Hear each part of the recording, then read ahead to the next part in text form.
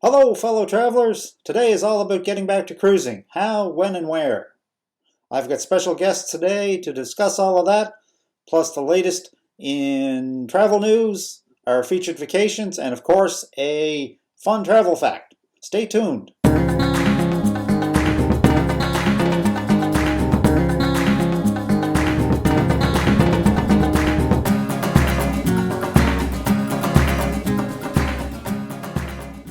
Joining me now is Debra, and she's here with all the news in the wonderful world of travel. Hi, Deb. What's going on in the world of travel today? Well, I have some land news and I have some cruise news. In the world of land guided tours and resorts, I have some news from the Globus and the Monograms brands. Starting next month, that's May, they're going to resume their domestic tours, and that will be in the United States. And they're also resuming some in the UK, in Australia, and New Zealand. And then in June, they're going to expand that to Iceland and Costa Rica and Ecuador. So that's, if you enjoy your guided tours, that's some that you can look forward to. It's good to see travel coming back. Yes. And now in cruising, Penang, a lot of people like Penang, small ship cruising. They're going to partner with the Smithsonian Journeys in 2022, and they're going to offer 19 themed journeys. And these will be to such places as Antarctica and Japan and Iceland again, and Europe and Great Lakes. So on those journeys, they're going to have experts on board, be it archaeologists or scientists or whatever, so that you can explore those regions with in more depth. So their culture and their history and their language and the environment and so on. Now down in the Caribbean. Crystal, we talked about Crystal Expeditions last show that we're sailing out of Reykjavik in Iceland. Now, Crystal Serenity is going to be home porting in the Bahamas, and Crystal Symphony is going to be home porting in Antigua. And they're the first cruise line to ever home port in Antigua. So that should be interesting, and they're going to offer cruises of the Eastern Caribbean out of that port. And Viking as well is getting in on the action, and they're going to be offering 8-day cruises from Hamilton, Bermuda, where they're going to be home porting starting later this summer. And I gather we're going to be talking about more Caribbean cruises this summer and home porting in the Caribbean with your special guests today. Yes, the guests I have coming up, we're going to, we've got quite a discussion on board about cruising in the Caribbean and the cruise lines home porting. Yeah. So I see from the news that it looks that all of these cruise lines and these vacation companies are leaning towards more higher end stuff and bucket list vacations. Yes. Yep. There's still the other vacations out there for those that want them. Not everybody can go on extended vacations. They just can't afford the time or the money. So, but we can always dream. Yes, for sure. We can always dream. Yeah. All right. Well, that's it for the world of news, Deb. We'll look forward to seeing you next week. Yes. More happy travel news. All right. Joining me today are Ira and Helene Kaplan of Cruise Holidays of Marlboro. Cruise Holidays of Marlboro is a family-run travel agency located in central New Jersey. Their business focuses on cruises, but they also specialize in multi-destination land vacations for families and groups. Helene and Ira are award-winning travel advisors and have been serving their clients faithfully since 1988. And they both join me now. Hello, folks. Welcome to RTE Travel Talk. Good morning, Ken, and how are we doing today? We are doing absolutely excellent. Good. So what prompted you guys to start a travel agency? Well, it was a brainstorm once I sold a car agency that I had, and back in 1988, we started looking at what business to open. Yeah. So at that point, we started looking, and the cruise industry was just getting started. Right. Carnival made some big investments in some ships. Royal Caribbean made some big investments in some ships. Well, this has to be going someplace that I don't know. So we jumped in, as we said, into the water, got our feet wet, and been here for 33 years so far. That's a long time. It So is. what do you think what's the biggest change you've seen in the last 30 odd years? In business itself, Yeah. it's just more and more people are now cruising than they've ever done before. Yeah. When we started back in '88, everybody had the thought that you needed the steamer trunk and you're getting on the ship and you were all dressed up and it was a big deal. Today, it's everybody cruises. Yeah. Honeymooners, kids, families, grandma, grandpa. Basically, the population is out there on ships. Yeah. Clients are taking longer, more exotic vacations, multi-generations. Grandparents are taking their children and grandchildren on vacations. It's becoming more popular than ever before. We've all faced a lot of challenges in the last 14, 15 months. We sure have. Tell me about it. What do you think the biggest impact has been for you folks, and where do you see travel going in the future? Impact other than the revenue stream?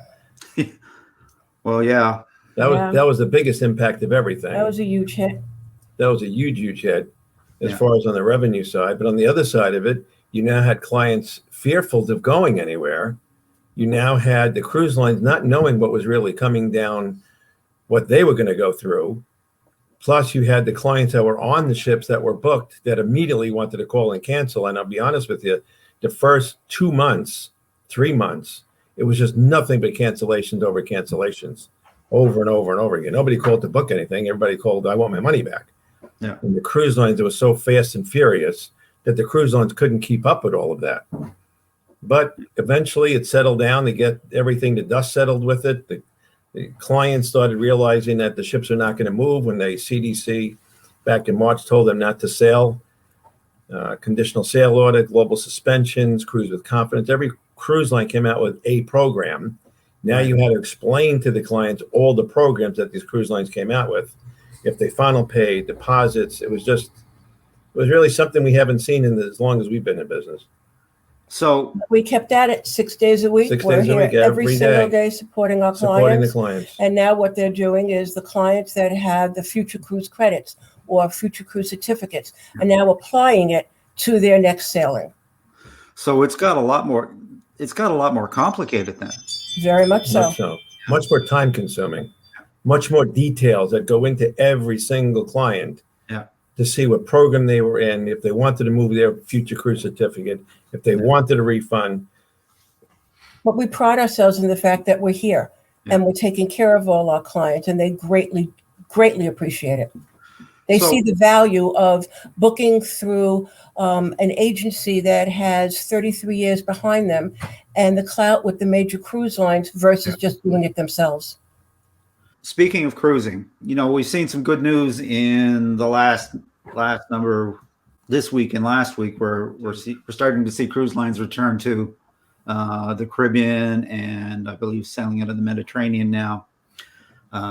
One thing that we aren't seeing is anything going out of home ports in the U.S. And we're seeing that ASTA and CLIA are trying to take the CDC and the federal government to task to get this no sail order lifted. My question is, Ira, do you think, first of all, what do you think the impact will be for these cruise lines that are sailing out of the home ports in St. Martin and these places in the Caribbean? Are they going to be popular? Well, I think what's going to happen now, the cruise lines have now gotten contracted air rates from major airports, gateways across the country to get the client into St. Martin. Yeah. What can come out with that is years ago when the tragedy of 9/11 came, the people didn't want to get on a plane to get to the ship in, let's say, Florida. So what the cruise lines did is they moved the ships from the south, moved them up to the northeast. a la Hurricane Cape Liberty yet in Bayonne, New Jersey.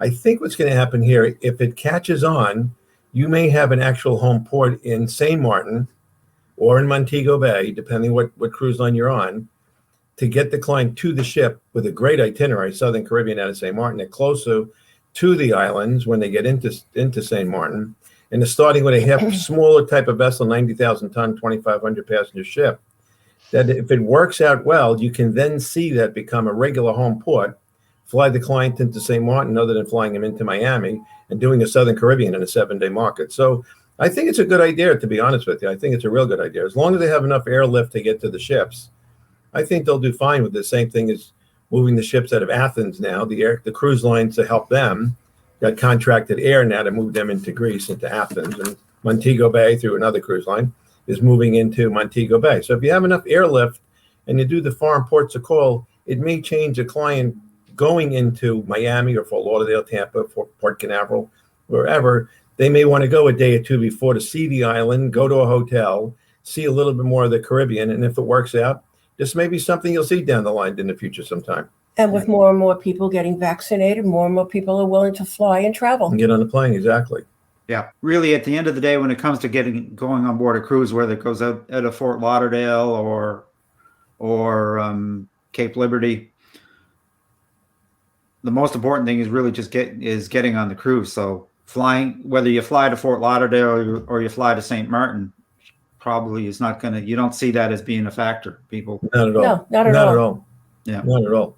And if you've traveled out of Fort Lauderdale or Florida often, this might be a nice diversion. Why don't we begin in St. Martin? Why don't we spend 1 or 2 days there, do a little shopping, then board the ship? Yeah. Rather than just using St. Martin as a port of call. Right. That makes a lot of sense. I think it'll work. I think you'll have pre and post packages on the cruise line side, and they've already set it up where they have some hotels that they're using to do something. And the other one is Barbados. And if people enjoy that, they'll expand on it, and they'll do packages, and people will now have the option, rather than going into Fort Lauderdale or Miami, going into these different ports of call, rather than just spending a couple of hours there when the ship stops. Why don't we spend 1 or 2 nights? That's a really good. Well, they did. Sounds good. Royal Caribbean, just when they move in the ship to Barbados starting in December.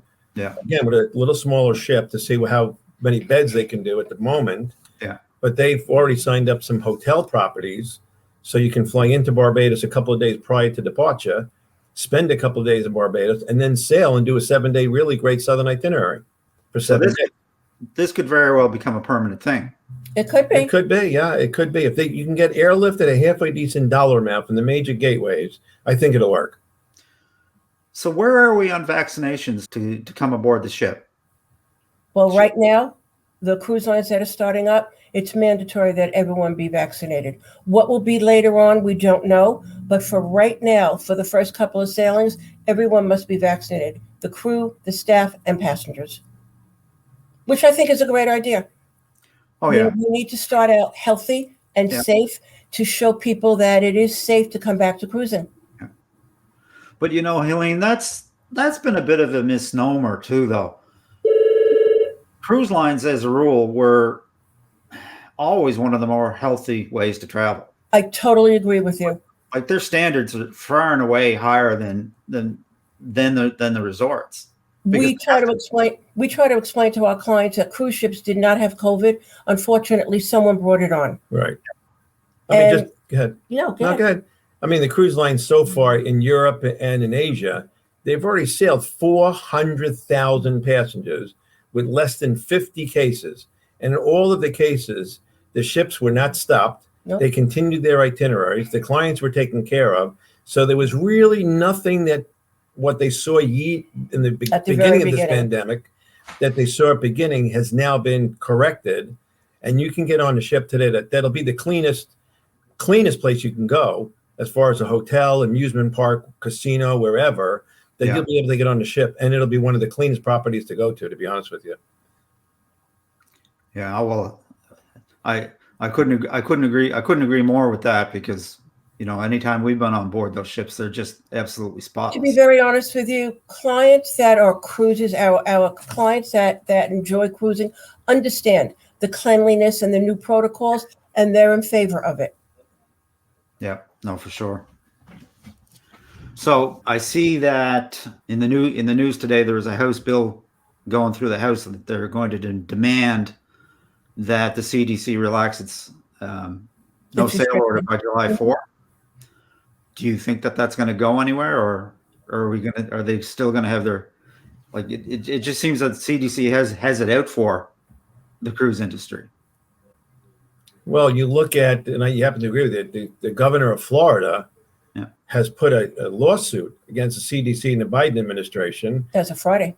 Here, Biden turned around and says, well, we're not only going to celebrate Independence Day, we're also going to celebrate the independence of this pandemic on July the 4th. So you need to get something moving to get these ships in the U.S. ports now to do some sailings, because everything else in the U.S. now is, casinos are open, parks are open, ballparks are open. Everything is opening slowly but surely. We don't understand why they haven't Why they're not moving lifted the the ships. restrictions for us. Right. I'm hopeful, and I'm very excited that they will. Yeah. And I know our clients are. They're now applying pressure. Ask the CLIA, the governor. They're all applying pressure to the CDC. The conditional sale order they came up with back in October, November of 20. A lot of things have changed. The basic factors, you now have the vaccinations, that hundreds of millions of people are already getting their first shots. Nevertheless, by May, June, you'll have almost 80%, 75, 80% of this country vaccinated of one type or another. So when you look at a sailing 3-4 months down the road, look at 4 months behind us. We had nothing, basically, and the vaccinations were just getting started. You look at 3-4 months ahead of you now, rather than looking in that rearview mirror and look through the windshield, as they say, you'll see this 3-4 months down the road that these ships should be ready to go by the time you get to that July 4th weekend, 3rd, 4th weekend. So now that we're starting to see a little bit of light at the end of the tunnel, are the phones starting to ring? And and there's kind of two schools of thought. Well, I'm gonna wait and see how things go, and there's going to be lots of availability, and I might be able to get a good deal. Or is there going to be, in your view, is there going to be so much pent up demand that prices are going to be high and or limited availability? Where do you think that's going in the next 6 months? We're seeing a difference in the phones in the past month. Yesterday, the phones were extremely busy. We were very busy booking all new clients, referrals. They're traveling, they're making plans, some for the latter part of 21 and majority back for 22. And the prices are up. The prices are high. Yeah. Well, what's happening now is these clients that took the credits had the 25% additional in that future cruise certificate. They're now applying those certificates. And when they call to go on the next sailing, 4th quarter of this year or sometime in 22, they're seeing the difference of the dollars and cents on the fares, on the revenue that these cruise lines have raised. Because why? They're not sailing at the moment at full capacity, and that's how they're selling it. But as the weeks go by, 40%, 50%, well, eventually they'll go back to that 100, 106% occupancy rate. But these ships will be full. Yeah. No question. Yeah. And these people are quality. Like Helene said yesterday, we were just all day long. And these are new clients. And I have to be honest with you, for one client that I'm working with right now, and he takes suites sold out. Yeah. I am now scampering around trying to find something that I know he'll enjoy, a product that fits his wants and his needs for his family. And right now, the better accommodations are sold out. Yeah. And it kind of leads me into my next question. I feel that because in the last 14 months or so, everybody's been, for want of a better word, stuck in your basement, that people now are talking, okay, well, I want to travel. And by gosh, if I'm going to travel now, I'm going to do that thing that was on my bucket list. And price, in some cases, is going to be a secondary consideration. Time's a wasting. Let's go. Let's get ready.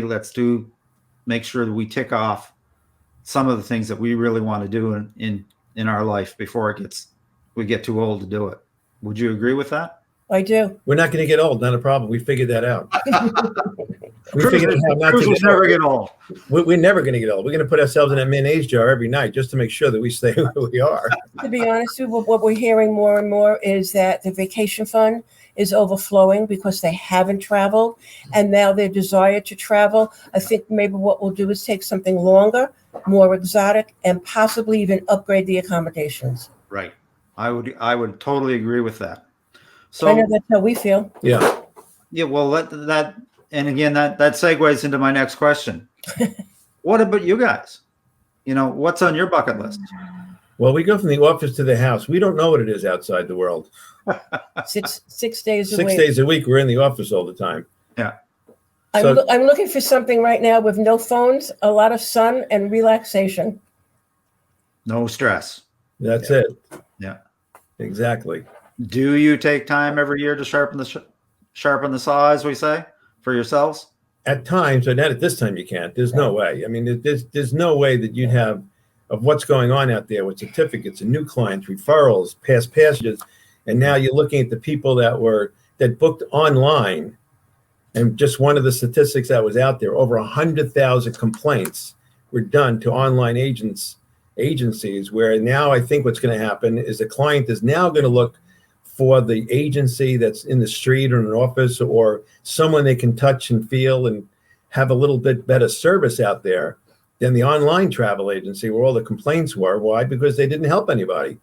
And because of all those complaints, they're now going to look for the agency that's going to try to hold their hand a little bit and see if they can get it better, whatever it may be, whatever they're looking for, and have someone to speak to. So what you're saying is people are looking for a real travel expert. Exactly right. 100%. They're looking for some real travel experts out there right now. What Yeah. a coincidence.